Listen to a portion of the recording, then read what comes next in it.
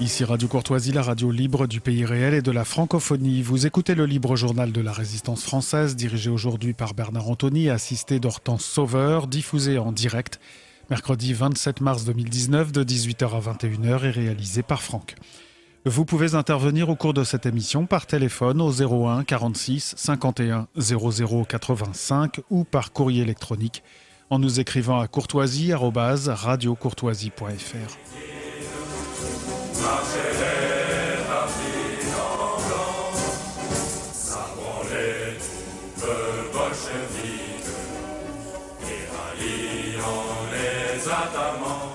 Chers auditeurs de Radio Courtoisie, reprise d'émission, Bernard Anthony au micro, avec les mêmes au micro. Merci Franck, merci aux dames qui prendront les questions. Je suis aujourd'hui très heureux et même ému de recevoir Véronique Lévy. Je savais que Véronique Lévy est une convertie au catholicisme, et notamment j'avais été heureux d'apprendre Colin l'abbé Loiseau, notre cher ami l'abbé Loiseau, et quand j'ai lu le texte de Véronique Lévy à propos du traitement d'Alain Finkielkraut en marge d'une mobilisation des Gilets jaunes, je me suis dit, mais elle dit tout en très peu de mots. Elle évoque les persécutions antichrétiennes sanglantes ou insidieuses de l'Orient à l'Occident et plus encore en Occident.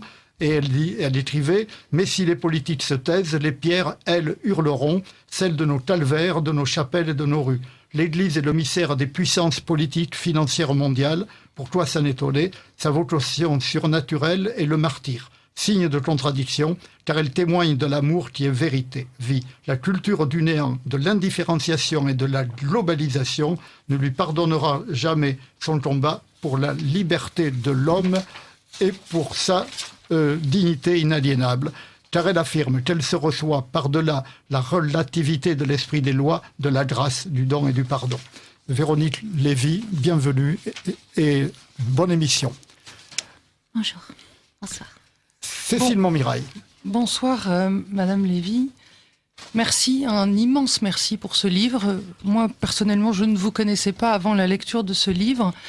Et je dois dire qu'il m'a bouleversée, que je relis certains passages. Alors, il faut commencer à dire, Cécile Montmirail, que nous commentons le livre de Véronique Lévy, Jésus-Christ ou les robots. Pardonnez-moi, parce que je suis effectivement émue de vous rencontrer et émue de rencontrer l'auteur de ce livre, qui est donc Jésus-Christ ou les robots, que vous venez de faire paraître au CERF. Il y a beaucoup de choses dans ce livre. Il y a d'abord beaucoup de poésie, une poésie très profonde, spirituelle, épique. Il y a du Peggy dans votre livre, madame. Il y a aussi une très grande spiritualité. J'ai retrouvé des accents de Sainte Thérèse de l'Enfant Jésus que visiblement vous aimez et que vous avez lu.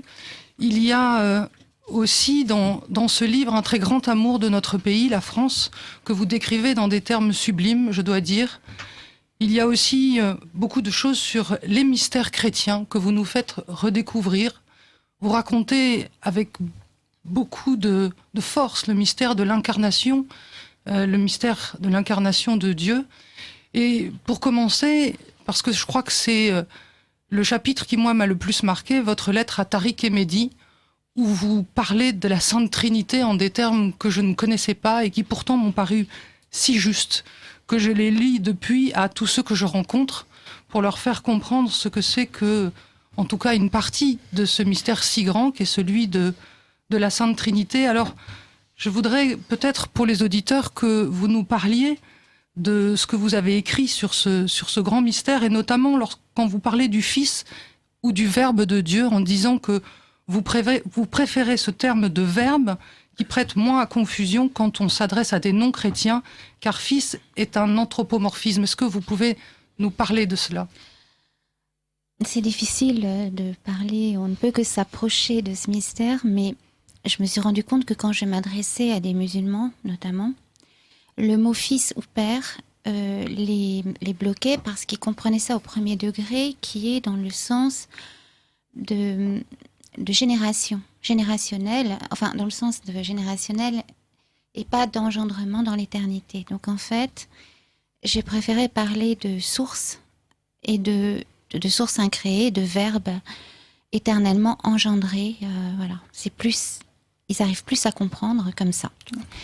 Alors c'est vrai que sur ce Mais sujet-là, c'est pour des musulmans en fait, ou des athées parfois aussi. oui, et justement votre façon d'éclairer aujourd'hui le dogme, le mystère est très actuelle, car il se trouve que moi j'ai eu à faire des cours de catéchisme à des musulmans, et justement la première chose qu'ils me disaient, mais si Dieu a un fils, c'est qu'il a forniqué. Voilà, Et c'est c'était ça. un scandale. Voilà, c'est pour ça, parce qu'ils ont une conscience, enfin une intuition de ce Dieu infiniment miséricordieux, faut le dire quand même aussi.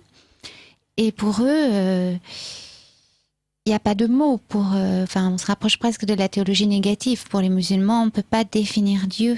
On ne pourrait éventuellement le définir que par ce qu'il n'est pas, peut-être. Et donc, du coup, de s'adresser à eux de cette manière. Oui, je pense que c'est certainement beaucoup plus efficace que de la façon dont on le fait jusqu'à présent. Et vous parlez également de l'inspiration, expiration du cœur de Dieu, qui est le Saint-Esprit, ou en tout cas que vous nommez Saint-Esprit. En fait, c'est plutôt la procession. En fait, moi, je vois ça comme une inspiration, expiration. C'est-à-dire que c'est ce don absolu du Père au Fils et du Fils au Père, se redonnant au Père. Et que dans ce don mutuel qui est comme une inspiration-expiration, le Père expire le Verbe et il réinspire, puisque le Verbe se donne au Père, et de là jaillit l'Esprit qui est l'amour, et donc voilà. C'est ce souffle et l'Esprit jaillit de cette respiration, inspiration, expiration. Mais enfin, ça n'est que tout est analogie pour parler de la Trinité. Oui, Même vous ça. le dites d'ailleurs. D'ailleurs, vous dites Dieu est l'être. Et s'il ne se disait pas éternellement par son Verbe, éternellement engendré, d'où jaillit l'amour, son souffle saint, Dieu ne serait pas Dieu, car il n'y aurait pas de vie en lui. Je trouve que justement cette phrase est peut-être ce qui explique complètement votre approche. Mais c'est ce que j'essaye de dire aux musulmans parfois, puisque on commence à parler de ça. Quand les musulmans parlent d'Allah, pour eux, c'est Dieu, c'est le créateur de toutes choses. Et donc je leur dis, mais Dieu pour vous, il est vivant, n'est-ce pas? Il n'est pas mort. Ils me disent, oui, bien sûr. Eh bien, je leur dis, la Trinité, c'est la vie de Dieu. C'est pas un Dieu en 3 personnes, c'est un 3 qui est unité, et en fait, je dirais même que c'est ce don en Dieu, voilà, son Verbe qui est l'Esprit créateur et l'Esprit Saint, l'amour, et c'est la vie intérieure de Dieu, la vie intime de Dieu. Presque, Dieu n'a pas de chair dans l'éternité, mais presque on pourrait dire ça. Après, l'incarnation, c'est autre chose, attention. C'est la chose la plus difficile, en fait, je crois. Parce qu'à la limite, je me suis rendu compte que de parler de la Trinité, c'est très difficile, mais que approcher de cette manière, ils peuvent le comprendre. Je me souviens d'un monsieur, un musulman, qui m'a dit, un vendeur de foulards sur un boulevard, qui m'a dit « Oh, c'est beau ce que vous dites », et il était touché. Mais en revanche, l'incarnation, là, c'est comme la croix, scandale pour les juifs, folie pour les païens, et ça le reste encore. Et d'ailleurs, même pour nous, c'est quand il ne faut pas trop réfléchir à ça, parce que c'est quelque chose qui est inouï. Et je crois que le mystère chrétien, moi en tout cas, ce qui m'a donné le plus envie de rentrer dans l'église, de m'unir à Jésus par le baptême, c'est le mystère de l'incarnation. Parce que, d'ailleurs, en parlant de ça, je parlerai du songe qui a été vraiment un songe, je dirais presque fondateur dans l'histoire de ma conversion.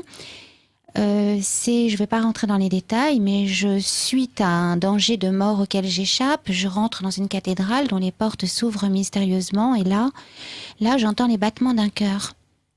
Et la cathédrale était comme un corps secoué par les battements de ce cœur. Et quand je lève les yeux, je vois Jésus en croix et je comprends que ce sont les battements de son cœur.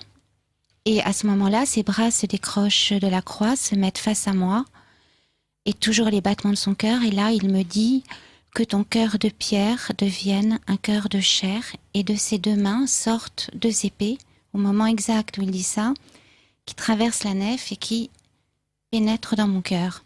Et là, je me réveille. Et donc, ce mot, que ton cœur de pierre devienne un cœur de chair, je crois que dans ce mot, qui sont d'ailleurs les mots du prophète Ézéchiel, que je découvrirai plus tard, il y a le mystère du baptême, et il y a aussi le mystère de l'incarnation, puisque ce cœur de pierre, c'est un cœur de robot, c'est un cœur froid, c'est un cœur comme un cœur de mort, et qui devient de chair, donc qui devient capable d'aimer, et capable aussi de se briser avant, et donc de souffrir.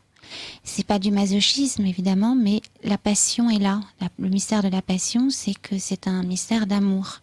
Et quand on aime, on est dans l'empathie, on prend avec nous la douleur des uns et des autres.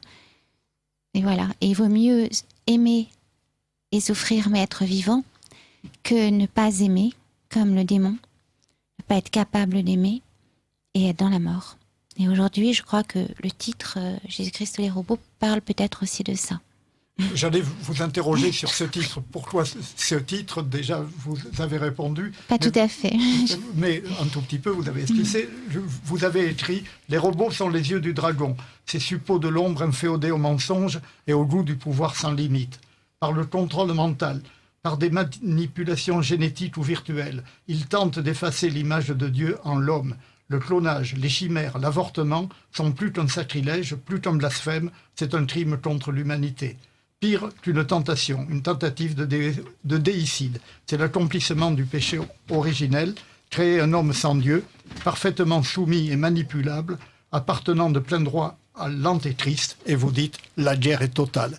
Et vous menez donc une guerre totale contre les robots, c'est bien cela? Oui. Et alors ce titre, en fait...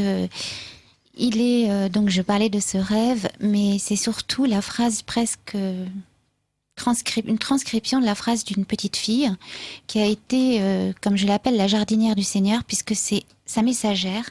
C'est à travers sa bouche, la bouche de cet enfant, que Jésus s'est présenté à moi pour la première fois. Nous avions 3 ans toutes les deux, c'était sur peu importe, dans le sud de la France, et elle m'entraîne dans une crique déserte et elle me montre l'horizon et elle me dit... Crois en Jésus-Christ, sinon les robots vont t'emporter.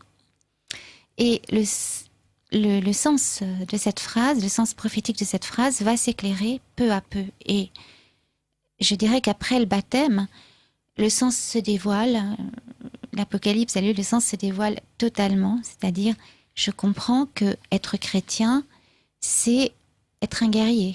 C'est être un guerrier, bien sûr, de l'amour, mais de la vérité. Que l'amour, amour et vérité s'embrassent, dit un psaume. Et c'est tout à fait ça. Il n'y a pas d'amour sans vérité, sinon c'est de la compromission, c'est de la compromission et presque une forme de collaboration, même avec le mal. D'ailleurs, Jean Chrysostome en parle. Il parle que des fois, dans certains cas, ne pas se mettre en colère est un péché. Et voilà une phrase qui réjouira Bernard. alors, quand on parle de colère, c'est plus l'indignation, bien sûr, c'est pas du tout... C'est ce que je voulais dire. Et aujourd'hui, je pense effectivement, si l'Église est dans son sens mystique, et elle est bien plus qu'une institution, elle est un corps, elle est le corps du Christ. Elle met au monde, dont la Marie est la mère, depuis peu. Enfin, elle a toujours été la mère, mais le dogme a été... Et donc, elle met au monde des âmes pour la vie, qui ne passe pas, pour la vie de la grâce. Parce que justement, dans ce monde, vous citiez un de ces passages, il y a comme un écran qui essaye effectivement d'occulter que la vraie vie est ailleurs, comme disait Rimbaud, et que la vraie vie commence après la mort, c'est-à-dire que c'est l'éternité. Et cette vie-là est importante parce qu'il faut déjà ensemencer cette vie de cette éternité et recréer et retisser un lien. Et l'incarnation, c'est ça. Jésus est venu pour retisser ce lien qui avait été rompu par le péché originel, en fait. Voilà. Et donc, je pense qu'en tant que chrétien, nous sommes des guerriers parce qu'on voudrait effacer le visage de Dieu en l'homme par les manipulations génétiques, par l'eugénisme, par des chimères épouvantables, par l'euthanasie. C'est-à-dire qu'aujourd'hui, en Belgique, 40% de la population est pour l'arrêt des soins des personnes au-dessus de 85 ans. On se rend compte qu'une société qui oublie d'être chrétienne, qui oublie ses racines chrétiennes, est une société qui redevient une société pire que barbare. Parce que ceux qu'on appelle les barbares, les Grecs et les Latins, avaient quand même une conscience de ces dieux inconnus dont parle saint Paul et d'une forme de morale. Et aujourd'hui, on tombe dans une forme de sauvagerie presque, de barbarie à visage humain, comme c'était un petit clin d'œil à un titre d'un livre. Mais un homme sans Dieu, quoi. Les droits de l'homme sans Dieu, c'est, comme dit Dostoïevski, si Dieu n'existe pas, alors tout est permis.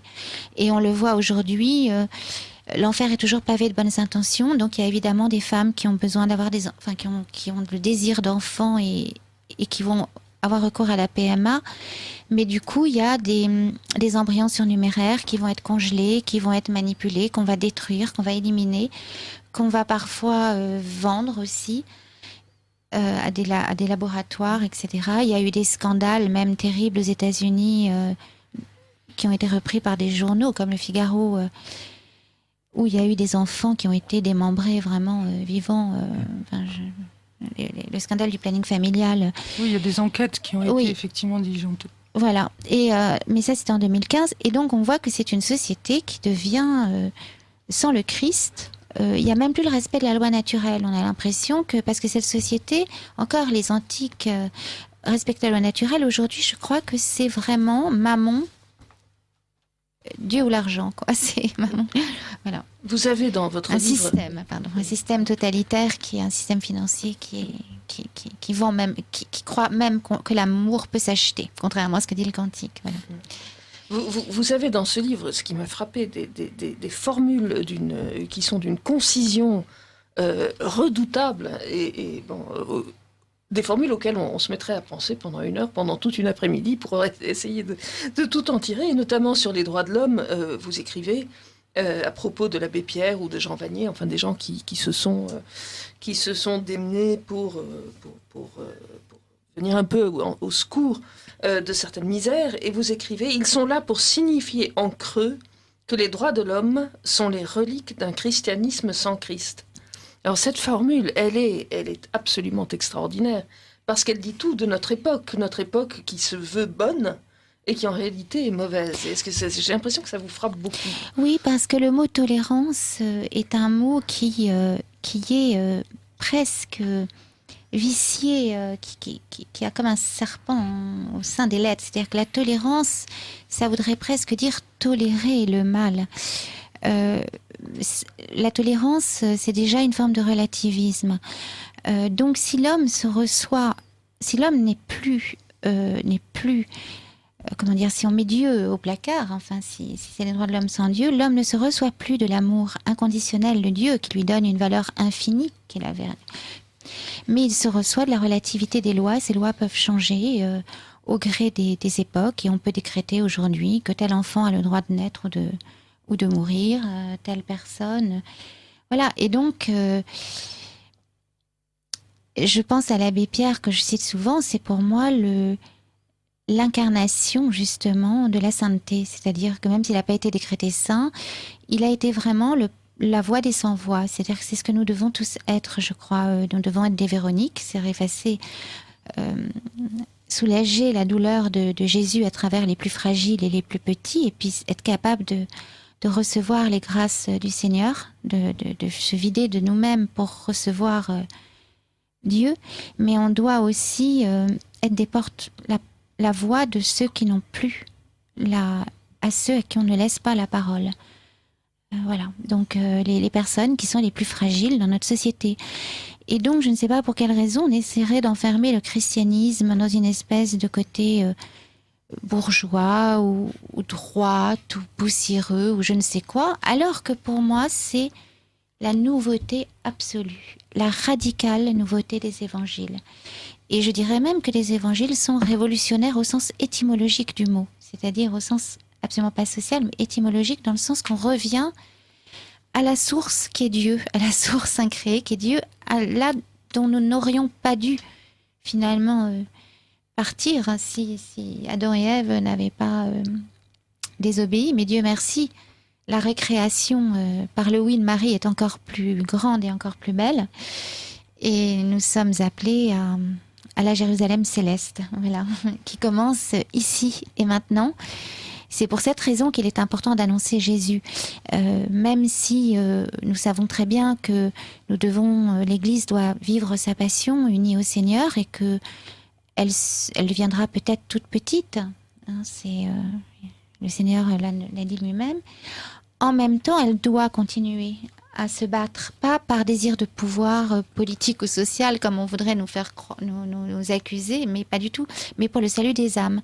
Parce que s'il y a encore des témoins qui peuvent prêcher l'évangile et des prêtres qui peuvent célébrer l'Eucharistie, alors il y a des âmes qui peuvent entendre parler de Jésus, qui pourront être sauvées, qui pourront rentrer dans l'éternité, en fait. Parce que l'important, c'est ça, c'est le salut des âmes.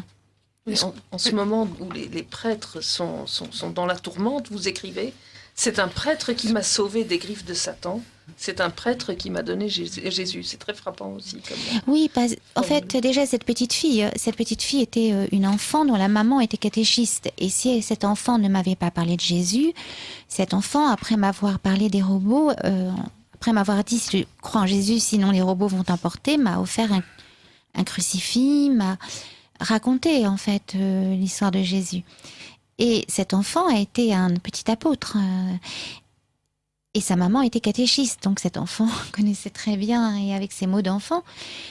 Et notre premier acte de foi, ça a été de sauver les petits animaux qui se noyaient dans la mer, etc. Et puis ensuite, il y a eu des prêtres qui ont effectivement traversé la route de ma vie. Donc ma mère était à l'hôpital en train de mourir d'un cancer.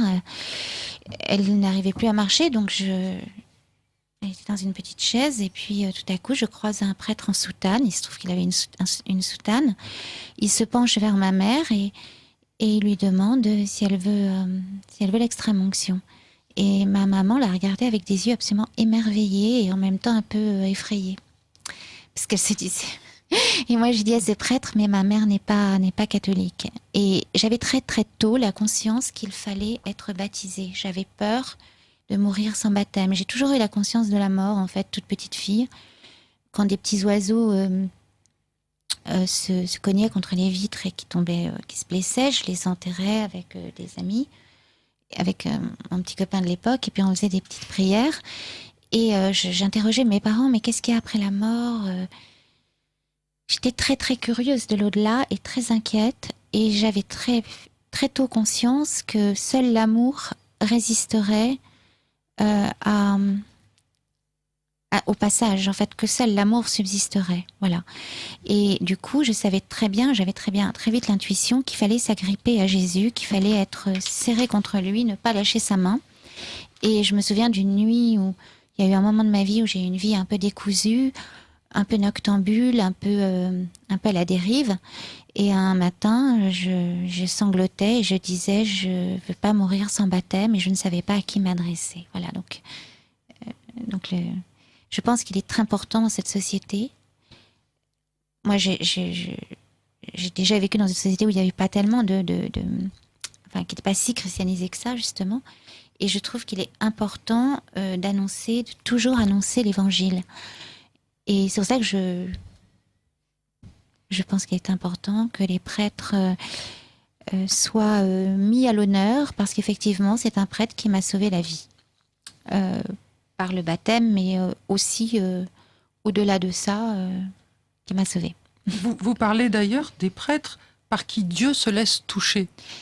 Oui, par les sacrements, les saints sacrements, que ce soit la communion. Avant d'être baptisée, je ne pouvais pas communier, mais j'allais dans la file de communion, je mettais mes mains j'étais baptisée à l'église Saint-Gervais, donc donc je mettais mes mains sur mon cœur en les croisant, et le père Pierre-Marie Delfieux, qui est le fondateur, me disait « Je te bénis, Véronique, au nom du Père, du Fils et du Saint-Esprit ». Et quand il disait mon prénom, qu'il me bénissait, c'est comme s'il me rendait mon visage. Parce que moi, j'avais perdu mon visage. Je ne savais plus qui j'étais.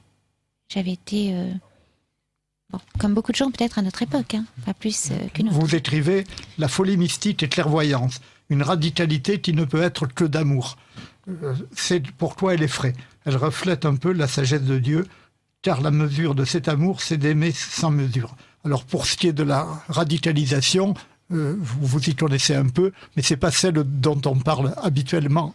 Voilà, la radicalité qui est la vôtre. Et ce mot revient assez souvent sous votre plume. Il y a des journalistes qui m'avaient, sur BFM TV, qui avaient dit la sœur de... Pardon. La sœur de...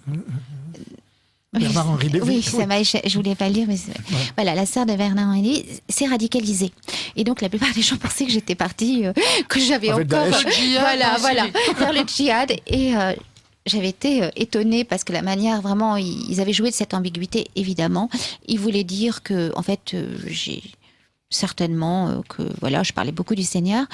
En fait, je pense que oui, dans l'évangile, le Seigneur, la vraie radicalité, ce sont les évangiles. Il nous demande presque l'impossible. Enfin, c'est-à-dire qu'il accepte notre nature, il la viole pas, mais il nous demande d'aller au-delà et par le don de sa grâce, bien sûr. Et on ne peut pas aimer son ennemi, on ne peut pas pardonner à ceux qui nous persécutent et les aimer si ce n'est pas en et avec Jésus, voilà. Même la loi naturelle, dont quelqu'un m'a parlé hier, qui est une bonne loi, mais ne peut pas aller jusque-là. Dans la loi naturelle, on peut effectivement respecter les enfants, les vieillards, des choses comme ça, mais on ne peut pas aller jusqu'à pardonner à ceux qui nous persécutent ou à aimer nos ennemis. C'est impossible. Sauf que parfois, l'Église aurait presque tendance à verser dans quelque chose qui serait non plus pardonner aux ennemis, mais peut-être justement ce pseudo-mot qui s'appelle tolérance et qui n'a rien à voir avec le pardon des ennemis. Parce que le pardon des ennemis implique un travail de vérité, alors que la tolérance, c'est un laisser-faire, et ça n'est pas pareil. Et le chrétien ne peut pas laisser faire. Le chrétien, comme les prophètes de l'Ancien Testament, dans les évangiles sont le couronnement, Isaïe, Jérémie, mettent en garde, crient dans le désert du monde et des villes en disant « Réveillez-vous, non, non, non, on ne peut pas tuer l'innocent, non ». Et c'est par amour qu'on fait ça, c'est pas par esprit de moraline. On est au-delà du bien et du mal, on est dans l'amour. Jésus est... Ce que Nietzsche n'avait peut-être pas compris, parce que quand il parle de Saint Paul, malheureusement, j'ai l'impression que, avec tout le respect que je lui dois, qu'il n'a pas compris Saint Paul du tout. Il n'a pas compris que quand Saint Paul parle de la chair, il ne parle pas du corps, il parle de l'esprit mondain, il parle de l'ego, de l'égoïsme. Et le corps, il y a le christianisme et la religion du corps. On aime notre corps parce que ce corps est appelé à être transfiguré dans la lumière et de la gloire et dans l'éternité. Et ce corps, déjà ici et maintenant, il est le temple de l'esprit. Saint Paul a dit, vous êtes le temple de l'esprit. Et c'est pour cette raison que ce corps... chaque cellule du corps doit être un hymne à l'amour, dans lequel chaque cellule du corps doit être animée par cet amour. Et c'est ce que dit Saint Jean-Paul II quand il parle de l'animation immédiate, qu'il s'agit des petits embryons, de la toute première, de l'apparition du génome, dès que le génome apparaît en fait, la toute première cellule, dans le sanctuaire de la nuptialité, après la rencontre de l'homme et de la femme, dans le lieu de la conception, et c'est pour cette raison que Saint Jean-Paul II a dit que cet embryon était une personne. Voilà. Et nous défendons cela. Et dans l'Ancien Testament, il y a des versets de psaumes qui confirment ce que je viens de dire, puisque de toute éternité je t'ai aimé. Il y a un passage où une petite fille est abandonnée, ensanglantée dans un champ. C'est un embryon, en fait, qui se trouve être une petite fille. Et Dieu passe par là, prend cet enfant sous son manteau, lui coiffe les cheveux, la parfume, prend soin d'elle. C'est le Dieu de la vie, le Dieu des vivants. Et déjà dans la première alliance, ce Dieu de miséricorde et ce Dieu de la vie nous montre son visage, dévoile son visage peu à peu. Ce visage qui sera pleinement révélé avec l'incarnation du Verbe éternel en Jésus-Christ. et dans les évangiles. Voilà. Et j'ai fait une différenciation entre l'Ancien Testament, le peuple de la Première Alliance, et la synagogue, qui est autre chose. Alors, je crois qu'il parle. Ça fait beaucoup de choses. Vous parliez un instant de la distinction entre l'ancien Israël et la synagogue. Pour moi, il y a une question vraiment très, très cruciale, très fondamentale. C'est que il est de foi que l'Évangile est l'accomplissement de l'Ancien Testament, et donc typiquement une fille d'Israël comme vous qui se convertit au christianisme ne se convertit pas vraiment, elle accomplit sa vocation. Et mais évidemment une partie du peuple, ce que dit saint Paul très bien, évidemment beaucoup mieux que je pourrais le dire, une partie du peuple n'a pas voulu cet accomplissement, a refusé cet accomplissement. Et donc, comment est-ce que vous voyez ce que le chevalier Drac appelait les harmonies entre l'Église et la synagogue? Parce qu'il reste des choses de l'ancien Israël dans la synagogue, et ces choses ont peut-être été pour vous des appels à entrer dans l'Église. Comment est-ce que vous voyez? Alors, quand vous parlez de la synagogue, vous parlez... Je parle de la synagogue d'aujourd'hui. C'est ça. Alors, en fait, j'ai été élevée dans une famille laïque, donc j'avais pas du tout au risque d'en décevoir beaucoup. J'étais élevée un peu comme une petite païenne, donc j'avais pas tellement de rapport avec la synagogue, sauf que j'avais quand même un grand-père, le père de mon père, qui était un juif pieux, dont je le vague souvenir. Il avait une grande barbe et il était, paraît-il, terrible avec ses filles. Et du côté de ma mère, il paraît qu'il y aurait eu un rabbin. Bon, bref. Mais moi, personnellement, mon père rejetait un peu tout ça. Il se voulait enfant de la République. Enfin, il est très... Et donc, je ne connaissais pas beaucoup le judaïsme, à part simplement par cette parole de mon père qui me disait « N'oublie pas que tu es une princesse ». Ah oui, pourquoi? Parce que tu appartiens... Oh, j'aime pas trop dire ça, hein, c'est les paroles de mon père. Il me disait « Parce que tu appartiens à une famille, à une lignée sacerdotale, une des 12 tribus, Et bon, moi, ça m'embêtait un peu parce que j'aurais préféré m'appeler Pont-Levis, être... J'avais pas envie d'être différente et tout, mais c'est petit à petit, c'est après mon baptême que je découvre que c'est la seule tribu qui ne possède aucune terre et dont l'héritage est l'éternel. C'est Dieu qui lui dit « ton héritage sera l'éternel ». Donc c'est la louange, la prière, l'adoration. Et voilà, ce sont en fait une forme de prêtre, quoi. Et du coup, j'ai très vite pris conscience que par mon baptême, et j'ignorais que je découvrirais ça, ce qui était disjoint, ce qui était un peu chez moi errant, parce que sans éducation religieuse, et que quand j'entendais parler du judaïsme, j'entendais surtout beaucoup mon frère parler de la Shoah, et pour moi, ça ne pouvait pas être ça, une identité. Voilà. Et je comprends qu'en devenant catholique, j'accomplis l'appel de la première alliance, qui était l'universalité, puisque peuple élu ne voulait pas dire privilégié, mais témoin, pour se dessaisir de ce témoignage et l'offrir au monde entier. C'est ce que fait Jésus sur la croix et c'est ce que fait l'Église. Donc pour moi, le véritable Israël, c'est l'Église. Et c'est ce que chante Marie dans son Magnificat, comme il l'a promis à Abraham et à la descendance de nos pères. Je n'aime pas le mot race, d'ailleurs, parfois il y a des traductions qui disent race, je préfère le mot descendance, parce que c'est la fidélité à la promesse. L'Église contient le dépôt de la foi. Elle abrite en son sein le dépôt de la foi. Nous lisons les psaumes. Moi, j'ai été baptisée dans un monastère. Et du coup, la synagogue d'aujourd'hui, je la connais mal. Certains chrétiens la connaissent mieux que moi parce qu'ils ont vraiment étudié et j'ai essayé de me pencher un peu sur la question et j'ai découvert que dans la Kabbale surtout dans la Kabbale et même dans le Talmud, il y a surtout beaucoup d'influences gnostiques, de la gnose. Notamment une jeune fille juive que je rencontre et qui était très pratiquante et qui m'explique sans maudire, sans sourciller, qu'elle croyait à la transmigration des âmes. Et c'est totalement, absolument incompatible avec la première alliance. Donc sans être des karaïtes qui sont les juifs qui appliquent, fondamentalistes, qui appliqueraient la première alliance à la lettre, je pense que vraiment, on pourrait, je dirais presque, être un juif en dehors de la synagogue qui lirait la Bible de l'Ancien Testament, la respectant, sans avoir conscience de l'accomplissement dans les évangiles, vous voyez, qui serait un peu une foi inachevée.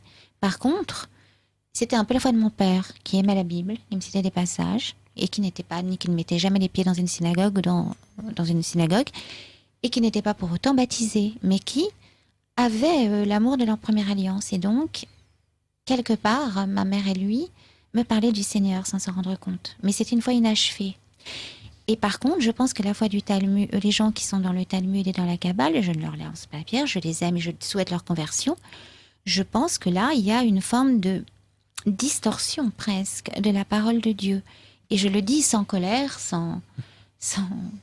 je pense qu'il faut faire attention de ne pas leur jeter la pierre et de ne pas être dans un système de bouc émissaire, parce que c'est exactement ce que les évangiles nous demandent de ne pas faire, et c'est ce que dit René Girard, de ne pas reproduire le bouc émissaire, enfin, c'est-à-dire de faire ce que les Juifs faisaient, ce que les pharisiens faisaient. Les pharisiens désignaient toujours des boucs émissaires, c'était les Samaritains, et nous ne devons pas, même avec les Juifs du Talmudique et autres, nous devons prier pour ce que faisait l'Église jusqu'au Concile Vatican II d'ailleurs, Père Fides, c'est-à-dire ils sont passés à travers la foi. Nous devons prier pour qu'ils reconnaissent le Seigneur Jésus comme le Verbe qui a pris chair et qui a accompli les promesses.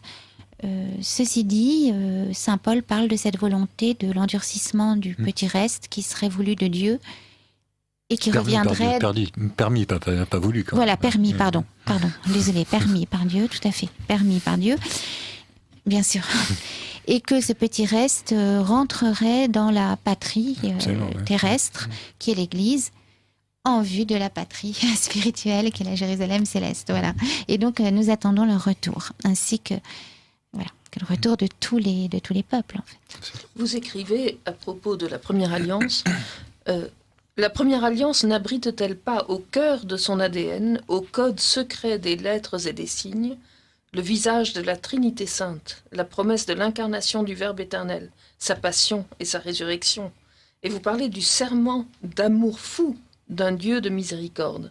Alors, de fait, vous montrez qu'il y a une progression, et que l'Église est finalement, que Israël a une descendance, le corps spirituel du Christ. Tout ça, vous le montrez au fil de vos pages. Et en fait... Je crois avoir compris que les psaumes, par exemple, vous les avez découverts au moment de la mort de votre père. Oui, c'est-à-dire qu'en fait, je les ai vraiment découverts dans l'église, mais déjà à la mort de mon père, dans le funérarium, au petit matin, c'était l'aube, quai de la Râpée, j'étais bouleversée, mais je ne sais pas pour quelle raison, je m'étais habillée en blanc. Parce que j'avais écrit un petit texte et un petit poème que je voulais lire au cimetière, et où il était question d'un ange qui ouvrait les portes pour que mon père rentre dans la salle de mariage. Je ne sais pas pourquoi j'avais écrit ça. Bon. C'est extraordinaire, en fait. Oui, une intuition. C'est voilà. Et du coup, dans cette petite salle du funérarium quai de la Râpée, qui est, on doit le dire, assez austère, un peu lugubre, mon père était dans un petit cercueil et tout à coup, j'avais l'impression que c'était comme un berceau. Et le rabbin était là. Et il chante en hébreu, je comprenais rien. Puis après, il chante en français. Et c'était le psaume 139. Tu m'as tissé dans le ventre de ma mère, tu m'as brodé au sein de la terre. Mon embryon, tes yeux le voyaient. Et donc, c'est tout à coup, il y avait une douceur et je me sentais comme enveloppée de la présence de Dieu, qui était un Dieu avec des entrailles presque de mère. Voilà. Et c'est comme ça que je découvre pour la première fois de ma vie un psaume. Et je rentre, je demande à ma mère si elle peut me prêter une Bible, parce que ces psaumes je voulais les lire. Et c'était pas pareil, que je trouve que les psaumes, ça s'entend, en fait. Alors, j'ai essayé de les lire, mais c'était pas pareil, c'était pas... Et voilà. Et après mon baptême, quand je vais à l'église Saint-Gervais, qui est un monastère, et que au vêpres, tous les soirs, ils chantent les psaumes, là, je découvre vraiment que c'était ma maison, que l'église était ma maison, ma patrie, ma maison. mon corps, voilà. Et donc j'ai très très mal aujourd'hui quand je vois que les caricatures qui en sont faites, les exagérations, puisqu'en ce qui concerne la pédophilie, c'est 3%, c'est 3% de trop, bien évidemment. Vous savez, j'aime pas trop parler de moi, mais j'ai été victime, moi, enfant, de ce genre de choses, mais c'était pas un prêtre. C'était... bon, bref, c'était dans l'éducation nationale. Ce que je veux dire par là, c'est qu'aujourd'hui, la pédophilie touche surtout l'éducation nationale. Là, c'est pas 3%, c'est beaucoup plus. Il y a eu combien de scandales qui ont été étouffés dans l'œuf, de livres dont on a très peu parlé, qui n'ont pas été traduits en 8 langues et distribués dans 20 pays, comme ce fameux livre dont je ne veux même pas dire le titre. Il y a eu des affaires qui ont tenté d'être dévoilées. L'affaire, j'arrive jamais à prononcer, Zandorf, je ne sais plus.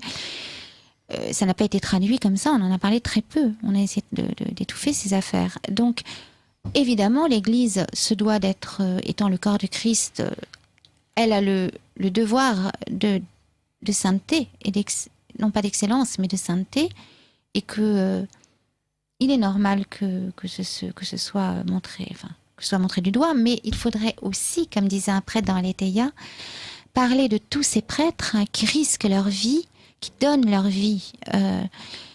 Notamment cette lettre merveilleuse qui avait été publiée d'un prêtre qui, en Angola, sauve des enfants et qui a vu des prêtres mourir pour sauver des enfants en Angola. Tous ces chrétiens d'Orient, ces prêtres qui ont donné leur vie, enfin. Et puis, jour après jour, tous ces prêtres obscurs dont on ne parle pas, et moi, ce prêtre qui m'a sauvé la vie. Voilà. Et qui a sauvé la vie de bien d'autres personnes. Il y a votre formidable amour du Christ, de l'Église, mais aussi de la France. Vous écrivez notamment « Ô Saint-Louis, Saint-Roi allant pieds nus par les chemins de France, nourrissant au banquet du royaume les lépreux, les pauvres, les estropiés.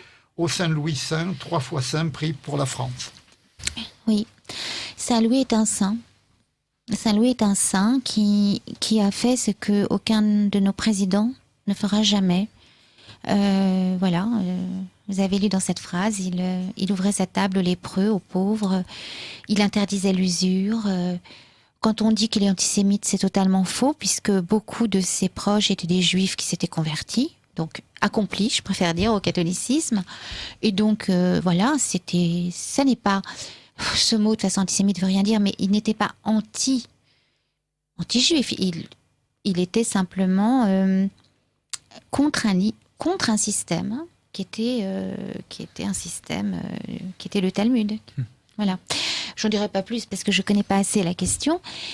Et cet amour pour la France, il est profond parce qu'on nous fait croire aujourd'hui que la France commencerait après la Révolution, c'est-à-dire après 1789, et je dirais même après la Terreur. Or, la Terreur, moi déjà adolescente, quand j'avais étudié ça, j'étais terrorisée, je ne voyais pas tellement de différence entre la Terreur et certains régimes totalitaires, certaines persécutions dans les régimes les plus totalitaires. C'était... voilà, Et il y a une France qui est là, qui est toujours là d'ailleurs. Il suffit parfois d'écouter respirer les pierres, parce que les pierres ont une histoire, à travers le mot des auteurs, aussi des écrivains. Et ma mère, je rends hommage à ma maman parce qu'elle avait une bibliothèque pleine de livres, et il y avait notamment Mauriac, Péguy, Claudel, etc.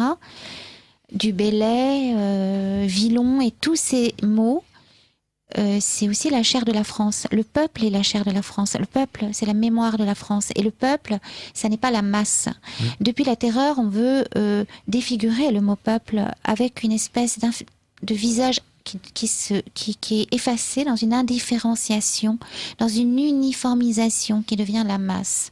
Et aujourd'hui, avec le mondialisme, c'est encore pire. Or, le peuple, je dirais que ça se rattache à la patrie qui est la terre des pères, donc la terre des mères aussi, la terre qui a une respiration, qui a une chair, qui a un bercement, qui a un parfum, un visage, et qui est le visage de Christ en ce qui concerne la France. Parce que la France, elle est née dans les fonds baptismaux, et la République, elle est née sous la mâchoire de Mère Guillotine. Pardon, je dis Mère Guillotine parce que c'est comme ça que les appelaient les révolutionnaires, quand ils décapitaient les Vendéens, entre autres. Ils avaient cette ironie du diable qui est de parler aussi du baptême républicain où ils attachaient les amoureux l'un à l'autre et qui jetaient dans la Loire. Mariage républicain. Le mariage, voilà. Oh non, il y avait aussi le Oui. baptême républicain. Oui, Il y avait les deux. Oui, oui, baptême Charmant. républicain. Il y a eu la persécution des chrétiens à cette époque et la Vendée, c'est le peuple qu'on a persécuté. Gracchus Pfaff emploie le terme de populicide, mais il y avait une haine de l'Église et des camps de concentration flottants qui étaient au Luxembourg-sur-Bourgogne où on entassait les prêtres et je ne peux même pas raconter ce qu'on leur faisait parce que j'en ai pas dormi pendant plusieurs nuits. J'ai lu le livre Rénal Sécher, préfacé d'ailleurs par un... Et, Gilles William Goldadel, oui. qui a écrit une excellente préface. Voilà, non mais pour dire que c'est un génocide et qui n'est toujours pas reconnu par la République et que je pense et je crois que tant que cette République ne reconnaîtra pas ce crime fondateur, et on rejoint Girard, parce que la France, elle est née non pas dans un crime fondateur, mais dans le baptême de Jésus-Christ, qui est là pour dire plus jamais vos holocaustes, vos sacrifices, je n'en veux pas. C'est le sacrifice du sacrifice. C'est-à-dire qu'il nous demande de nous offrir en lui et avec lui. Chaque messe est un sacrifice, mais dans le sens d'un sacrifice d'action. C'est pas un repas pascal, c'est un sacrifice, oui, le sais. Mais en même temps, nous nous offrons avec lui et en lui, nous offrons tout notre être. Et en fait, par contre, la République, elle, est née dans le crime fondateur comme dans les toutes premières civilisations les plus archaïques. Et donc, ça n'est pas du tout une modernité, ça n'est pas du tout une révolution au sens étymologique, mais une régression. Et je le dis sur un plan presque philosophique. Après, dans cette République, il y a des passages et des marques. Tout ce qu'il y a de bien dans cette République, je dirais que c'est un peu ce que dit Chesterton des vertus chrétiennes devenues folles. C'est-à-dire, il en reste des traces, mais c'est une charité sans vérité, etc., etc. Donc, moi, si la République devient chrétienne, je serais ravie, je serais républicaine. Ce que je veux, c'est que les lois soient ordonnées à la loi d'amour, à la loi de la grâce, à la loi de Dieu. C'est une loi d'amour qui nous dit que l'être humain a une valeur infinie. C'est même pas une valeur, nous sommes créés à son image, à sa ressemblance. Par le baptême, il y a des gens qui ne sont pas baptisés, mais qui font partie implicitement de l'Église. Moi, je pense à tous ces musulmans que j'ai croisés parfois, qui sont un homme qui était là, qui s'est mis à pleurer devant la croix du Christ. Je lui dis pourquoi il pleurait. Il me dit je ne peux pas passer devant Jésus en croix sans pleurer. D'autres qui vont pas avoir ce sentimentalisme poignant, mais qui vont qui n'abandonneront, comme une femme que je connais, qui a plusieurs enfants, qui s'occupe de son père, qui le mettra jamais dans un hôpital ou dans un iPad. Des gens qui ont vraiment, qui incarnent une forme de charité aujourd'hui. Parce que l'islam, c'est facile d'être islamophobe. Mais à ceux qui le sont, j'ai envie de dire, rentrez dans les églises, revenez dans l'église. Rejetez pas la faute sur les autres, devenez chrétiens. Reparlez du Seigneur, communiez. D'ailleurs, c'est ce que disait Bernanos. Est-ce que vous, dans votre livre, il y a beaucoup de passages contre la culture de mort, ce qui est assez frappant parce que plus personne n'en parle, mais vous voyez une continuité entre la terreur, le totalitarisme jacobin et la culture de mort Oui. Et quel genre de continuité vous voyez entre... Et quel genre de continuité vous voyez aussi dans la résistance? Parce qu'il y en a une aussi, peut-être. Dans la résistance? La résistance et au totalitarisme jacobin. Oui. Et Alors, j'aurais du mal à l'expliquer parce que je ne suis pas historienne, donc c'est très intuitif chez moi, mais je sens, oui, qu'il y a une continuité parce que, vous savez, il y avait une image qui m'avait frappée quand j'étais adolescente, c'est que on appelait ça les charrettes ou les fournées. J'apprends par la suite qu'en Vendée, et il y a peu, il y avait quand même des fours dans lesquels on jetait vivantes des femmes et des enfants. Qu'on faisait, je suis désolée de parler de ça, mais qu'on brûlait des femmes, qu'on recueillait l'huile pour faire... Voilà. Donc cette espèce de recyclage du corps, cette cruauté incroyable, cette forme de totalitarisme, d'industrie de la mort. Ouais. Parce que ces charrettes, c'était déjà pour moi les convois de la mort vers les camps de concentration. Il y avait déjà cette industrialisation de la mort où Saint-Just se vantait d'avoir une peau un pantalon en peau de chameau, plus douce que de la peau de chamois, qui était une peau d'un homme, qui était plus solide que celle des femmes, vous voyez. Et que c'est quand même une loi d'extermination qui a été votée à la Convention. Donc pour moi, il y a une forme de continuité, c'est-à-dire que tant que la France était vraiment chrétienne, se revendiquait, puisque le roi était... Il y avait quand même...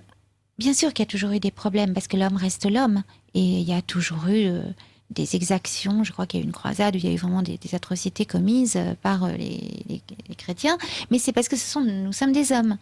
Mais en tout cas, il y avait cette... on tendait vers... Voilà, le visage de l'autre était sacré, parce que dans le visage de l'autre, il y avait le visage du Christ. Aujourd'hui, je redis cette phrase de Dostoïevski, si Dieu n'existe pas, si l'homme se détache de Dieu, alors tout est permis. C'est vraiment Caïn qui va tuer son frère, qui n'est plus le gardien de son frère. Un auditeur qui prend l'émission en cours de route me demande, pourriez-vous nous dire qui parle actuellement? Bien sûr, c'est Véronique Lévy, auteure de Jésus-Christ ou les robots. Voilà, nous continuons. Voilà, donc je ne suis pas une militante anti-républicaine. Je sais bien que dans cette République, il y a des choses... voilà, la République d'aujourd'hui n'est pas la terreur de Robespierre, évidemment. Et il y a des choses formidables, mais je pense que ce qu'il y a de formidable dans la République d'aujourd'hui, c'est le SAMU social, etc. C'est, qu'on le veuille ou non, comme un dépôt... comme une imprégnation des vertus chrétiennes qui persistent. Des vestiges de l'antique civilisation chrétienne. Comment ? Des vestiges de l'antique civilisation chrétienne. Pas des vestiges, parce que elle est toujours vivante. Je pense que le christianisme ne mourra jamais. Absolument. Jésus l'a dit. Sur cette pierre, je bâtirai mon église et les puissances de l'enfer ne l'emporteront pas sur elle. Et ça n'est pas que l'église institutionnelle, c'est l'église mystique.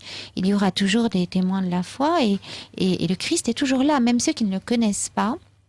Rien n'arrête Dieu, rien n'est impossible à Dieu, et il est passé à travers les murs du Cénacle et il passe à travers les murs de nos cœurs, à travers l'ignorance même.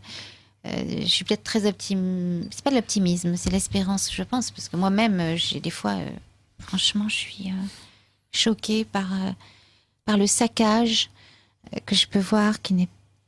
Voilà.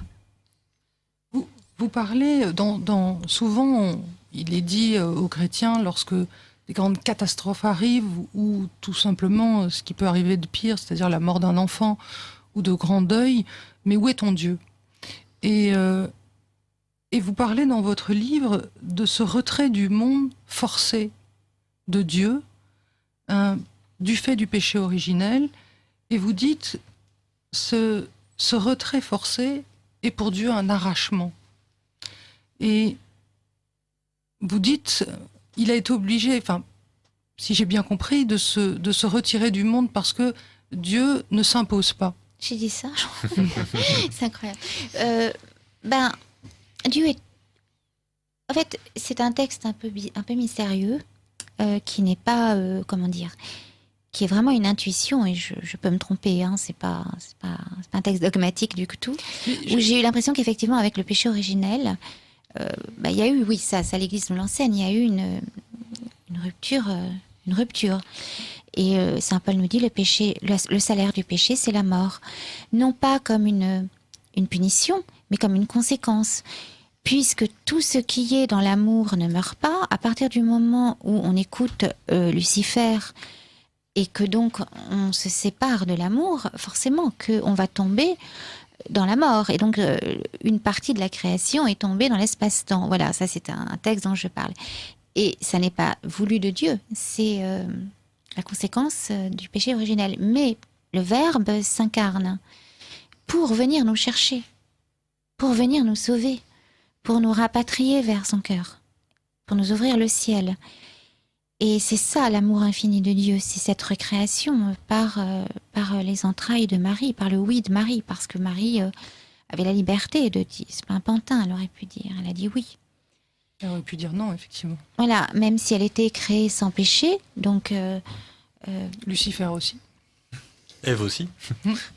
Alors, Lucifer, Ève, oui, mais Lucifer, c'est un ange. Je ne sais pas s'il a été créé sans péché. Si, il a été créé parfaitement. Il a été créé par Dieu, donc parfaitement d'une nature angélique. Voilà, En fait, tout à fait. dit non. Et justement, il y a un texte là-dessus. Et donc, effectivement, une mère, moi, devant une mère qui perd un enfant ou devant une personne qui apprend une maladie, que voulez-vous dire? Je ne peux pas.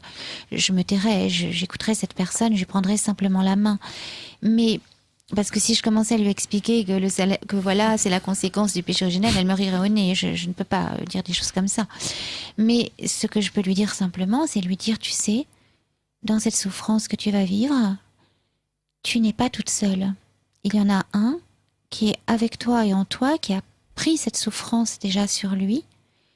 Et du coup, il y a une petite partie de toi en lui déjà. Et donc, il suffit, et qui est en toi. Et donc, il suffit d'aller plus profond de toi-même, de faire silence et de blottir contre le Seigneur et de traverser cette épreuve avec lui. Et du coup, avec le Seigneur, vous voyez, c'est la croix. En fait, c'est la croix. La croix, c'est pas le déni de la souffrance, c'est pas non plus du masochisme, mais c'est une souffrance qui n'est plus fermée sur elle-même, mais qui est ouverte sur l'amour et dans l'amour. Voilà. Et qu'on peut traverser dans l'amour. Parce que de toute façon, on va tous y passer. Dans les épreuves. Moi, c'était ma terreur. J'étais une enfant très angoissée. J'étais une enfant vraiment très angoissée. Parce que bon, j'ai eu un frère malade, donc j'ai eu accès très tôt à des choses assez douloureuses. Et j'ai très vite eu conscience que la vie était un passage et que voilà, il fallait réussir la naissance sur l'éternité, qui était vraiment la vie, réaccouchement, quoi. Que ça commençait déjà ici. Et déjà à 7-8 ans, j'avais conscience de ça, c'était très bizarre. Mais comme j'étais pas encore baptisée, j'étais très angoissée. Et je disais ça pour dire que la croix, c'est ce passage. Donc c'est ni un masochisme, ni un dolorisme, mais quand le moment viendra d'une épreuve, ça peut être une rupture amoureuse, ça peut être perdre un enfant, ça va être tous le moment de notre mort, parce que nous allons tous, qui sera celui de notre naissance aussi. Eh bien, il s'agit de le vivre dans la croix, sur la croix, unis au Christ. Et donc cette croix, eh bien, c'est un pont, c'est un arc-en-ciel, c'est une alliance. C'est pas un objet de torture seulement, c'est le pont. D'ailleurs, le Christ embrasse la croix. Oui, voilà. Mais en fait, la croix, c'est pas l'objet, c'est le Christ. C'est se faire tout petit dans les bras de Jésus et lui dire, écoute, moi, j'y arrive pas. Là, j'ai trop mal. Là, c'est pas possible. Moi, toute seule, j'y arrive pas. Je t'en prie. Prends ma souffrance avec toi. Traversons-la ensemble et surtout fais que je lâche pas ta main et que l'autre m'emporte pas avec lui dans la colère, dans la haine ou dans le rejet. Parce que le démon, il est toujours là. Et là, aujourd'hui, dans l'Église, il faut en parler. Je crois qu'on en reparle. Parce que je crois qu'il y a beaucoup de prêtres qui réalisent, ceux de la nouvelle génération, qui succèdent à la génération de 68, qu'aujourd'hui, il ne faut pas rigoler avec ça, parce que de plus en plus de jeunes, soit sont attirés par la tradition, et ils ont raison, parce que la messe en latin, c'est vraiment le rite tridentin très très beau, mais surtout, je dirais, par la tradition, c'est-à-dire la théologie au sens chrétien, au sens... Et si on ne répond pas à ça, ils peuvent très bien aller vers l'islam, justement, parce qu'aujourd'hui, il y a... Ce que beaucoup font, hélas. Oui, mais les êtres humains savent très bien, on n'est pas des consommateurs, on n'est pas des objets de consommation, contrairement à ce que certaines entités voudraient dans lesquelles certaines entités voudraient nous enfermer. Enfin, nous sommes composés d'un corps qui est traversé par cette âme. Il n'y a pas le corps d'un côté et l'âme de l'autre.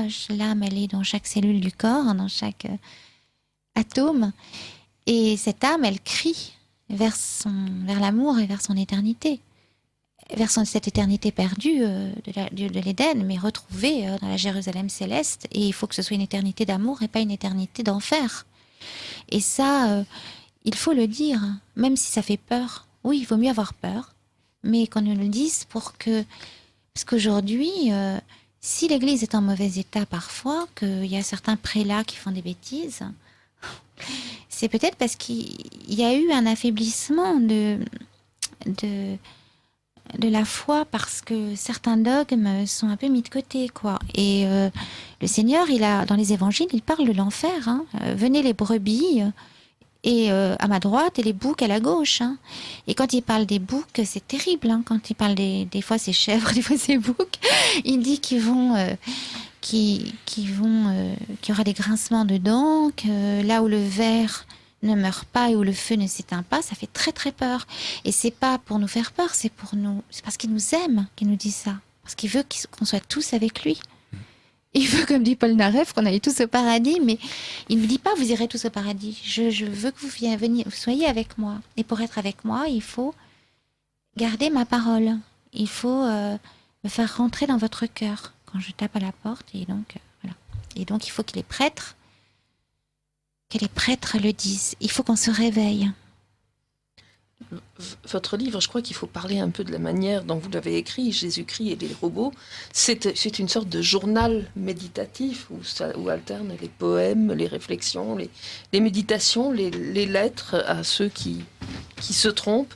Moi, il y a un petit passage qui m'a particulièrement frappé. C'est un livre, vous avez parlé de souffrance, mais votre livre est extrêmement joyeux. Il est vraiment très joyeux, et vous avez ce paragraphe qui m'a beaucoup ému. Vous écrivez « Je suis mère d'un enfant merveilleux, c'est un enfant roi. Il saute à la corde, tissant les univers, à la marelle menant au paradis. C'est un enfant diaphane lové au creux de mon sein. Je l'ai reçu une nuit du bout de mes lèvres.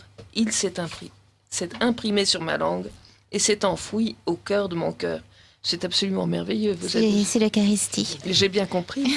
Et votre livre, justement, est extrêmement eucharistique, et j'ai l'impression que votre chemin vers la foi a trouvé son aboutissement déjà quelque part là-dedans, dans la réception de la Sainte Communion. C'est le Seigneur qui m'a tout montré, qui m'a ouvert les yeux, qui a levé le voile. Et voilà, je pense que sans lui, j'aurais jamais pu écrire les 3 livres que j'ai écrits. Le premier, c'était Montre-moi ton visage, et celui-ci, c'est le 3e. Entre les deux, il y a eu Adoration, qui sont que des prières et des poèmes. Et c'est vraiment le Seigneur, quoi, qui... Donc ce livre est joyeux, bien sûr, parce que être chrétien, c'est l'espérance. Et l'espérance de le voir face à face, et de le voir déjà ici et maintenant, à chaque seconde, dans le visage d'un frère ou d'une sœur, chrétien ou pas d'ailleurs. Bien sûr, nous sommes par le baptême et par la communion, dans une communion très très intime, tous dans l'Église. Et si un membre souffre, tout le monde souffre. Mais parfois, avec des gens en dehors de l'Église aussi... moi, je m'amuse toujours à essayer de regarder, de découvrir le visage de Jésus dans certaines personnes qui sont en face de moi, dans le métro même des fois. Ou de Marie. Oui, Jeanne, vous parliez de ces poésies magnifiques qui, effectivement, c'est de la joie. On n'est pas dans les éclats de rire, on est dans quelque chose de beaucoup plus ample, de beaucoup plus profond, et j'aimerais, si c'est possible, que vous nous lisiez ce poème que vous avez écrit. C'est vous qui l'avez choisi, alors, celui-là ? Oui. Voilà.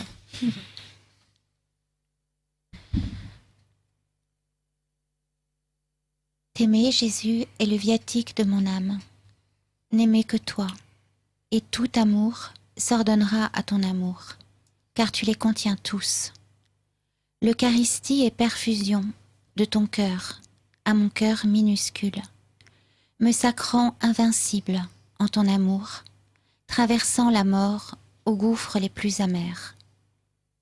Il n'y a que ce désir languissant de mourir de toi, amour, qui puisse m'ouvrir le ciel de ton cœur, né de ta vie pour ton éternité, en toi qui me créa au baptême d'eau et de sang. En cette union dont tu eus la soif inextinguible, implacable, dès l'origine sans origine en toi, jusqu'à t'enfouir en ma chair, mes blessures, ma mort, t'offrant à mes péchés pour les noyer aux eaux profondes, au large de ta miséricorde. En tes plaies, Seigneur, je t'en prie, cache-moi, berce-moi, perdu pour tous, mais pas pour toi. Merci. Alors, je continue sur ça et je vais vous poser une question que m'a posée ma mère, à qui je m'ouvrais de vos textes. Et elle me dit, je comprends pas, entre guillemets, enfin, comment arrive-t-elle au cœur de Jésus, alors que moi, depuis des années et des années, je me suis convertie, mais tout ça, je ne le sens pas. Comment faites-vous, Véronique? Alors d'abord, il y a des moments de grâce. Il ne faut pas croire que je suis toujours unie. Il y a des moments d'obscurité, il y a des moments de nuit, il y a des moments où des fois je lui dis mais t'es où, etc. Sans appui et pourtant appuyé. Voilà, mais je crois qu'en fait, je crois que quand le péché a été, comment dire, coriace, long, profond, eh bien, la grâce surabonde aussi peut-être. Je ne sais pas, parce que j'ai eu aussi toute une période de ma vie où j'ai été, où j'ai vécu dans la violence, dans une forme d'autodestruction, où j'ai eu beaucoup de désordre et où j'aurais pu en mourir. Et du coup, il y a eu un moment où j'ai crié vers lui parce que il n'aurait pas été là, je serais morte. Et donc, je pense que des fois, il faut aussi passer par comment dire, être au bord comme ça du précipice. Mais c'est pour ça d'ailleurs que dans ce livre, au risque d'en choquer certains, je m'adresse parfois à des personnages qui sont un peu les exclus. Je dirais même pas les exclus, mais les défigurés de notre monde. Ceux qui recueillent souvent toute la haine, parce qu'ils sont dans la haine. Certains meurtriers. Alors, il y a une lettre à une djihadiste, par exemple. Et évidemment, je me suis interrogée sur cette femme, Émilie Koenig, parce que elle est le prototype d'une personne. Enfin, il y a eu un moment où tous les journaux en parlaient, et elle était dans une telle violence, dans un tel rejet de cette société, de cette culture, que je me suis dit, derrière ce rejet extrême, cette violence extrême, il y avait peut-être, avant ça, une soif de quelque chose, mais qui, parce qu'elle n'a pas été étanchée, est passée de l'autre côté, et là, elle est vraiment dans la haine de la haine. Et je tombe sur cette petite phrase au détour d'une interview où elle confie quand même, puisque c'était avant sa radicalité, avant qu'elle soit partie en Syrie, qu'adolescente, elle aimait bien aller dans des églises pour se recueillir et prier. Et je me suis dit, mais pourquoi est-ce qu'elle n'a pas croisé sur son chemin un Padre Pio, Saint François d'Assise? Parce que derrière la haine, souvent la colère et la violence, c'est pas du tout de la démagogie que je fais. Moi, les djihadistes, je pense qu'il faut qu'ils restent là où ils sont, etc. Ils doivent être jugés là-bas. Enfin, mais je me dis pourquoi ils sont allés jusqu'à là-bas, jusqu'à croire qu'en tuant des êtres humains, ils vont pouvoir aller. Enfin, comment peut-on le meurtre? Qu'est-ce qui fait qu'on va tomber si bas, si loin de Dieu en fait? C'est pas si bas. Mais pourquoi? Et là, c'est vraiment une vraie douleur. Et il y a beaucoup de témoignages d'anciens criminels qui se sont repentis, et notamment celui pour qui priait la petite Thérèse, qui juste avant son exécution a embrassé la croix du Christ. Et je ne sais plus pourquoi je disais ça, mais pour dire que là où... Vous savez, il a délivré Sainte Marie-Madeleine de ces 7 démons, et je pense que nos démons, le péché, c'est quoi? C'est la rupture avec Dieu, c'est perdre le fil. C'est pas de la morale, C'est bien plus que ça, c'est de perdre le fil. Et du coup, moi, j'aurais pu le perdre à un moment.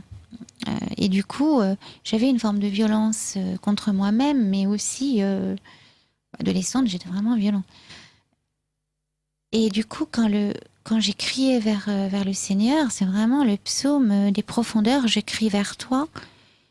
Et du coup, il y a peut-être plus d'intensité dans la façon que j'ai de l'aimer, parce que mais c'est une apparence, au fond, on l'aime tous très fort. Dans la conversion de Saint François d'Assise, et c'est un livre de Christian Bobin qui est très beau, qui s'appelle magnifique. Le Très Bas. Ouais, Il dit, plus on est bas et plus on est reconnaissant voilà. d'être relevé. Mais je crois qu'il y a le Seigneur qui dit à ceux qui ont beaucoup péché et à qui on a beaucoup pardonné. Non, c'est à ceux qui ont beaucoup aimé, il sera beaucoup pardonné. Voilà, c'est ça. Oui, c'est ça. Alors, je ne lis pas les messages des auditeurs parce qu'on n'a que le même message. Il n'y a aucun message négatif. Les auditeurs sont subjugués. Alors, voilà, je ne lis pas. Ça ne sert à rien. Merci.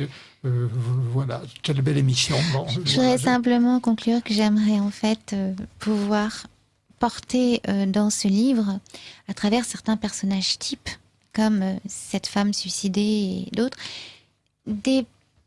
ces milliers de visages obscurs qui sont loin de Jésus, et qu'à travers ces textes, et si un jour, comme une petite bouteille à la mer, il tombe dessus, et puisse, voilà, découvrir le visage de miséricorde. Il y a votre texte sur les fémènes. Vous êtes adressé aussi à une fémène. Voilà. Qu'ont-elles de féminin les fémènes?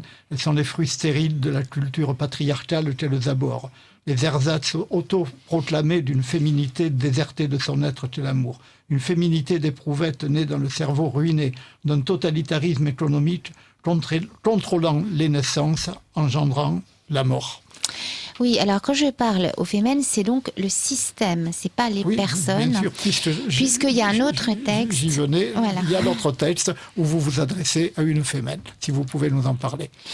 En fait, ça n'est pas à ces femmes que je m'adresse, puisque c'est au système qui les a créées, en fait, et qui les porte, en fait, et qui leur fait croire qu'elles sont finalement dans une forme de liberté, alors qu'elles sont, je les appelle poupées soumises.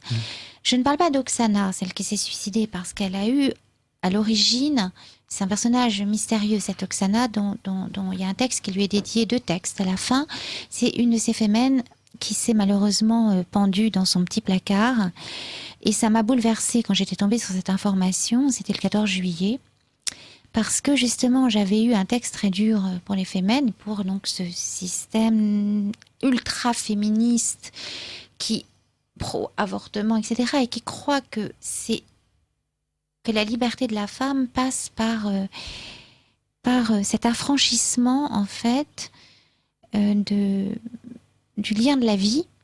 Alors qu'on voit sur tous les murs des métros, alors qu'elles reprennent les codes justement de la femme objet, elles essayent de dénoncer ça, mais en fait elles sont dans une rupture avec la vraie féminité qui pour moi est la féminité de la Vierge Marie, qui est la féminité du oui, et qui est la féminité du...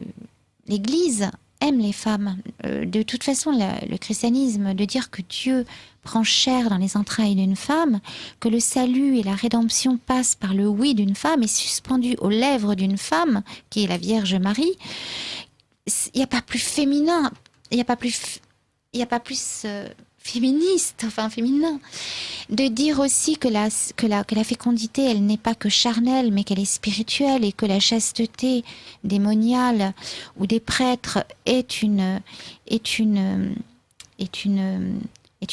maternité, est une fécondité, mais il n'y a pas plus féminin, il n'y a pas plus libre aussi. On ne réduit pas la femme à la procréation, évidemment. Donc tout ce qu'on reproche à l'Église est faux. L'Église ne réduit pas la femme à la procréation, et l'Église ne réduit pas la femme au statut d'objet, et l'Église dit même qu'une prostituée peut devenir une sainte. Sainte Marie-Madeleine n'était d'ailleurs pas une prostituée, mais une courtisane. Mais enfin voilà, il y a des prostituées. Jésus dit... Les prostituées et les publicains seront les premiers au royaume des cieux. Encore faut-il qu'il se tourne vers Dieu, donc converti, qui veut dire retournement.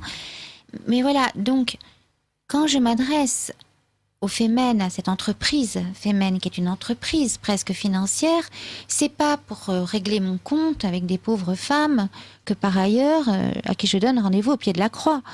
Je dis simplement que c'est cette entreprise qui se dit amie des femmes et qui ne fait que les enfermer dans des codes, dans des codes épouvantables. En revanche, quand j'apprends le suicide de cette Oksana, je découvre la vie de cette femme qui écrivait des icônes, toute petite fille, qui était la seule enfant admise dans un monastère de moines en Russie orthodoxe, qui ensuite voulait être sœur, puis qui tout à coup s'écarte de ça et se met à fonder un mouvement féministe à Kiev, et que c'est elle qui a l'idée de se mettre les seins nus, mais sauf qu'au début, dans son cœur, la nudité n'était pas cette nudité violente, c'était comme une forme de... Elle avait dit quoi de plus fragile qu'une femme nue. Et donc, quand elle en parle, j'ai décelé quelque chose presque... Comment dire, même en creux, d'un témoignage en creux. Voilà, comme si même le visage du Christ défiguré dans ces icônes blasphématoires, il y avait toujours cette obsession du Christ, malgré tout. Elle peignait toujours des Christ, comme une interrogation infinie. Et à la fin, son dernier mot a été « Tout n'est que mensonge ». Et oui, tout n'est que mensonge sans le Seigneur Jésus. Tout n'est que mensonge hormis lui. Tout est infidélité sans sa fidélité à lui, parce que lui, il est toujours là. Et c'est pour ça que la mort de cette femme m'a tellement bouleversée que à l'église, elle était là. À chaque messe, elle était là. Je l'offrais à chaque Eucharistie et tout le monde me disait mais arrête. Certains disaient même elle est en enfer. J'ai dit mais qui sommes-nous pour savoir où elle est? Et moi je sens que je n'y peux rien. Elle vient et je sens que je dois prier pour elle. Et chaque fois que je priais pour elle, je sentais le Seigneur qui était là. Et je sentais énormément d'amour autour de moi. Donc je me disais je pense qu'il n'y a pas de... Une nuit, j'étais dans un monastère et j'étais réveillée en pleine nuit parce que j'ai entendu comme des petits coups, comme des coups dans une armoire. J'ai vraiment très... Et voilà, et j'ai continué à prier, puis un jour, elle est partie. C'est-à-dire que je n'ai plus du tout pensé à elle. Voilà, et c'est pour ça que j'ai écrit ces 2 textes. Parce que Je rappelle d'ailleurs que on peut se procurer, parce que nous approchons de la fin de l'émission, on n'y est pas encore, on a quelques minutes essentielles, mais au cas où j'oublierai, Jésus-Christ ou les robots, alors en vente dans toutes les bonnes librairies, dans toutes les librairies je pense, mais aussi au Centre Charlier, 70 boulevard Saint-Germain, donc vous pouvez venir au Centre Charlier donc tous les jours de la semaine, donc sauf demain après-midi. Voilà, continuons. Vous parlez à l'instant de la féminité de la Vierge Marie. Et dans ce livre, la Vierge Marie est très présente. Vous dites de la Vierge Marie avec ce cœur qui saigne et que l'on ne voit pas. Marie est la clé du cœur de Dieu, le lieu où, comme Sainte Thérèse, vous vous êtes établie. Nous savons que c'est un dogme. Comment est-ce que quelle place a la Vierge Marie dans votre vie spirituelle? Une place centrale. Je ne sais plus quel saint disait on ne peut pas avoir Dieu pour père si on n'a pas l'Église pour mère. Et Marie est pour moi l'Église, puisqu'au pied de la croix, quand elle reçoit Saint Jean, elle reçoit l'humanité pour, sous son manteau, couvrir la nudité, cette nudité qui n'est pas la nudité de la sainteté, la nudité, mais qui est la nudité du péché, donc cette blessure, quand Adam et Ève se retrouvent. Et ce n'est plus de peau de bête qu'on va se recouvrir, mais du manteau de Marie. Et donc dans l'Église, et du manteau des sacrements. Donc pour moi, Marie, c'est l'Église. Mais avant d'être l'Église, avant de rentrer dans l'Église, elle était une femme que je vénérais de manière spontanée et intuitive. Donc petite fille déjà J'enviais une petite fille de mon âge qui avait une médaille de la Vierge autour du cou. Et je les confondais toujours avec leurs deux visages entre Jésus et elle. Et surtout, je collectionnais les images, les petites cartes postales d'annonciation ou de Vierge à l'enfant. Je la trouvais vraiment... Voilà. Et puis, elle s'est manifestée à moi par un songe à l'adolescence, où j'emmène dans mon songe une statue de la Vierge au repas de famille. Et ma mère, enfin mes parents, me demandent pourquoi j'amène cette statue. Je me tourne vers elle. Et la statue n'était plus une statue, et c'était Marie, vivante, en chair et en os, qui me répond par un sourire. Et elle tenait l'enfant Jésus dans ses bras. C'était comme une vierge du Moyen-Âge, un peu déhanchée. Et elle tenait l'enfant Jésus dans ses bras. Et elle était de chair et de sang. Et là, je reçois le sourire de Marie, je me tourne vers mes parents, et je leur dis tout simplement, je l'aime, elle vit, j'y crois. Je raconte ce rêve dans mon premier livre. Ensuite, Marie, pour moi, c'est vraiment c'est plus qu'un modèle, c'est la porte, la clé de la féminité inviolée, non pas au sens charnel, bien sûr, puisque dans le mariage, il y a cet appel à l'union, dans l'amour des époux, etc. Mais en tout cas, cette virginité spirituelle, alors évidemment pour ceux qui ont fait un célibat consacré encore plus, mais même au sein du mariage, même pour un homme, cette virginité spirituelle, c'est-à-dire ce lieu en nous inviolé, irréductible à la société de consommation, justement, et ce lieu irréductiblement libre.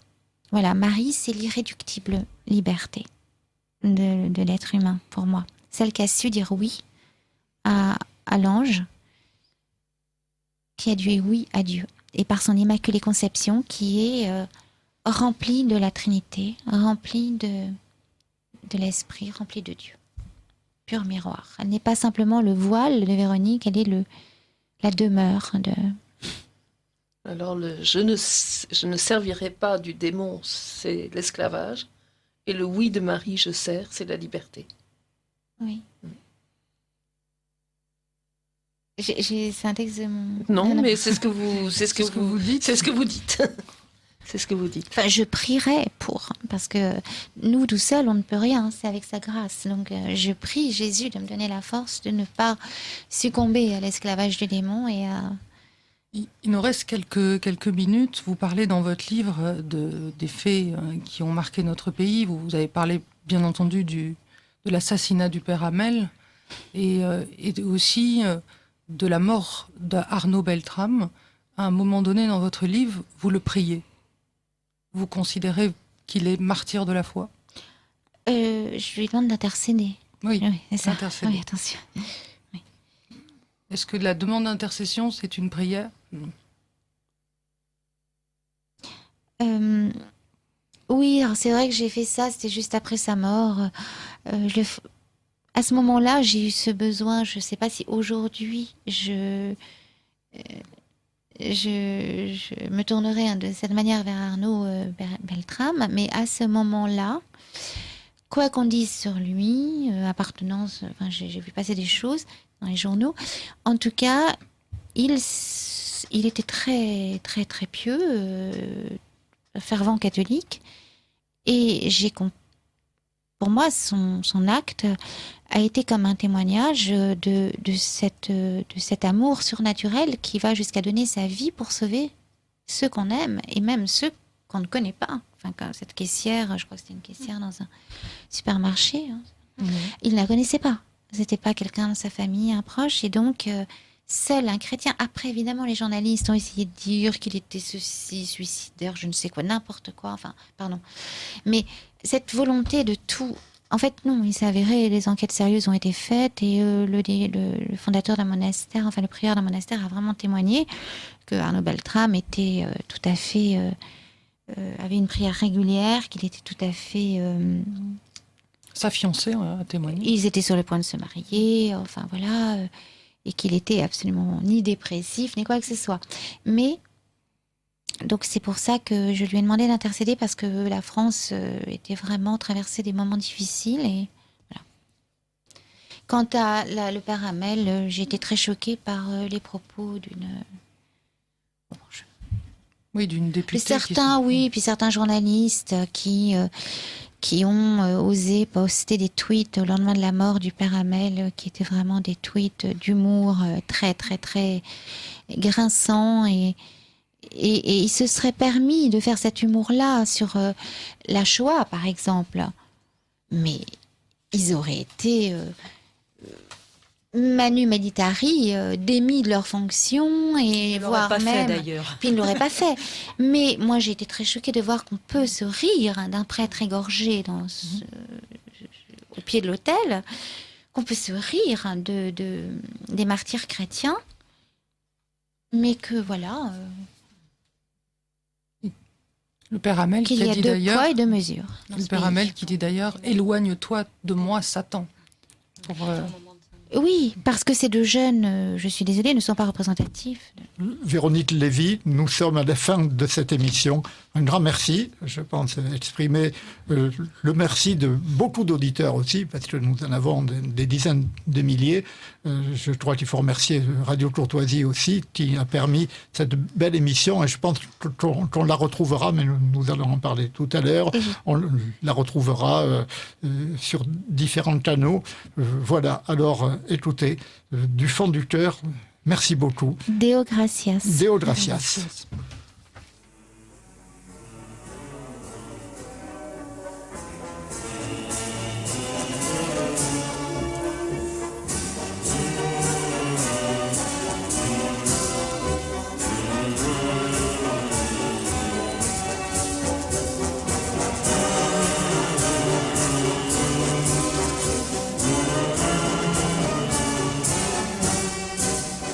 Ici Radio Courtoisie, la radio libre du pays réel et de la francophonie. Vous venez d'entendre le libre journal de la Résistance française, dirigé aujourd'hui par Bernard Anthony, assisté d'Hortense Sauveur, diffusé en direct mercredi 27 mars 2019 de 18h à 21h et réalisé par Franck. N'oubliez pas que Radio Courtoisie est une radio culturelle associative.